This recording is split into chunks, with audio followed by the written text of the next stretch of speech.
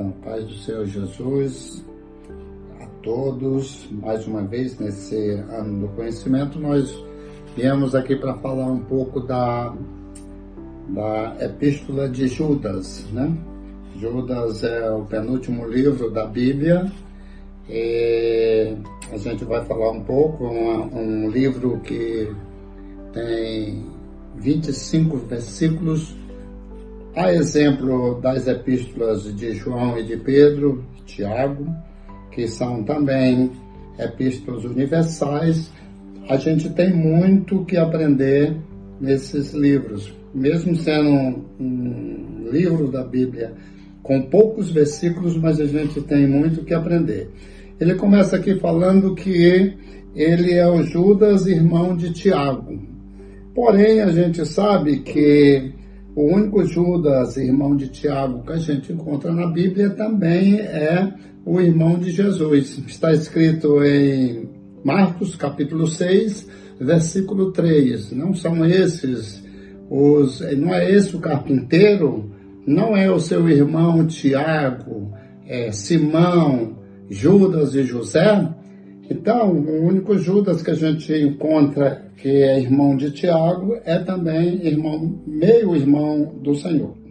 E o assunto também não é diferente das outras epístolas, para combater as falsas doutrinas. Ele estava preocupado também com as falsas doutrinas. Então, a parte que me chama muita atenção, que fala a respeito do corpo de Moisés. Só aqui em Judas capítulo 9, que o arcanjo Miguel luta contra o diabo, disputando o corpo de Moisés.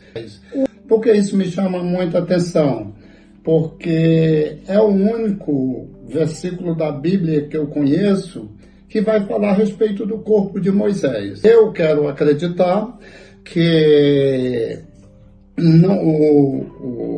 o autor não estava aqui querendo exaltar o poderio do diabo, mas exaltando o nome do Senhor, porque ele diz que o Senhor te repreenda. Então, eu não quero acreditar que ele quisesse exaltar o inimigo, mas que tomar cuidado com ele pelo perigo que ele representa para as pessoas para quem Judas estava escrevendo, né? E nos versículos subsequentes ele vai trazer também uma reflexão a respeito da doutrina de Balaão, vai trazer também falar de Caim e vai trazer também uma reflexão a respeito de Coré. Todos esses se desviaram do caminho do Senhor. Caim ofereceu ofertas que não agradou o Senhor. Balaão recebeu dinheiro para amaldiçoar o povo de Deus, e Coré se rebelou contra a liderança de Moisés. Então isso me chamou muita atenção, mas é um assunto que nós vamos estudar. Como eu já disse em outro vídeo, é um assunto que nós vamos estudar. Nós temos aqui os professores que vão se aprofundar nesse assunto. Como eu disse anteriormente, ele é um capítulo, penúltimo capítulo da Bíblia, que só tem 25 versículos, mas tem muito para se aprender. Inclusive, há quem diga que esse livro, ele deu ocasião para a segunda epístola de Pedro, ou vice-versa.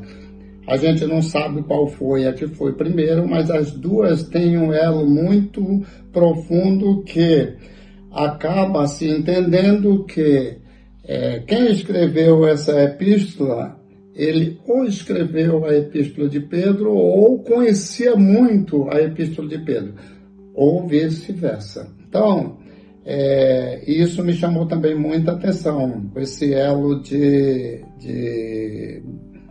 informação. Eu acredito que a intenção de Judas era a mesma dos autores anteriores, que estava preocupado com a doutrina genuína que estava sendo combatida pelos falsos mestres. Então, isso é uma coisa que estava preocupando muito a Judas, e ele estava preocupado com a fé verdadeira dos seus compatriotas e servo de Jesus. Então, para os dias de hoje, eu acredito que não seja muito diferente. Tem também muitas doutrinas, hoje muitas pessoas ensinando coisas, e a gente deve tomar muito cuidado realmente se essas coisas são verdadeiramente bíblica ou alguma coisa igual a da época de Judas.